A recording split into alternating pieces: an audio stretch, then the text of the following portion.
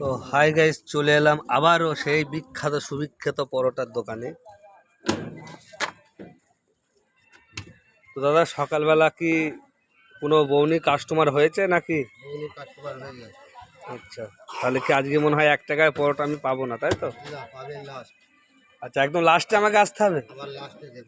আচ্ছা,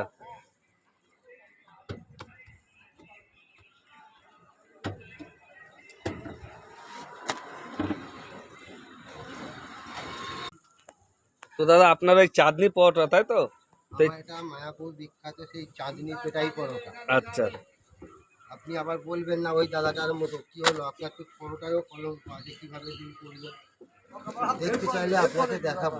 আচ্ছা, 2 minute wait করতে হবে, দেখতে চাইলে আপনাকে দেখাবো। তো দাদা আপনি কি সেই রাজুদার পরোটা খেয়েছেন, যে রাজুদা সুবিখ্যাত কলকাতার? খেয়েছি, রাজুদার পরোটা খেয়েছি, রাজুদার কাছে গিয়েছি, রাজুদা জানে, রাজুদা আসবে তো এখানে। আচ্ছা, মায়াপুরে আসবে রাজুদা। তা রাজুদা যে পকেট পরোটাটা বিক্রি করছে, পকেট পরোটাটা মানে কি? পকেটে রাখবে না পেটে রাখবে? পকেট পরোটা না, পকেট পরোটা নাম দিয়েছে, পকেটে রেখে একটা ভিডিও করেছে। এবং পকেট পরোটা তো ওরকম কোনো পরোটা হয়নি। আচ্ছা, পরোটা তৈরি করে পকেটে রেখেছে, দেখে নাম দিয়েছে পকেট পরোটা।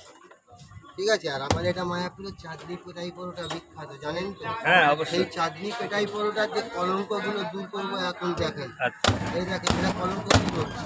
তো কি পরোটাতে কি কলঙ্ক দূর হবে? পরোটাতে কলঙ্ক দূর হবে, দেখেছেন? আচ্ছা, পরোটার কলঙ্ক দূর, বেশ খাবার আছে। স্যালাড ফ্যালাড সব কিছু দেখিয়ে এই দেখো গাইস, এর সাথে কাঁচা লঙ্কা, শসা। মাত্র 20 টাকা প্লেট। আচ্ছা, মাত্র 20 টাকা প্লেট, সবজি আনলিমিটেড, তাই তো? কাস্টমারের জন্য 1 টাকা, দ্বিতীয় কাস্টমার 2 টাকা, তৃতীয় কাস্টমার 3 টাকা, চতুর্থ কাস্টমার 4 টাকা।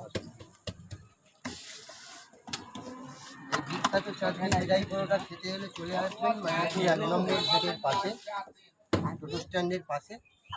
প্রথম আসবনি যে 1 টাকা এই দোকান, এটা ফার্স্ট কাস্টমার কে হলো? এটা হলো ও 1 টাকা।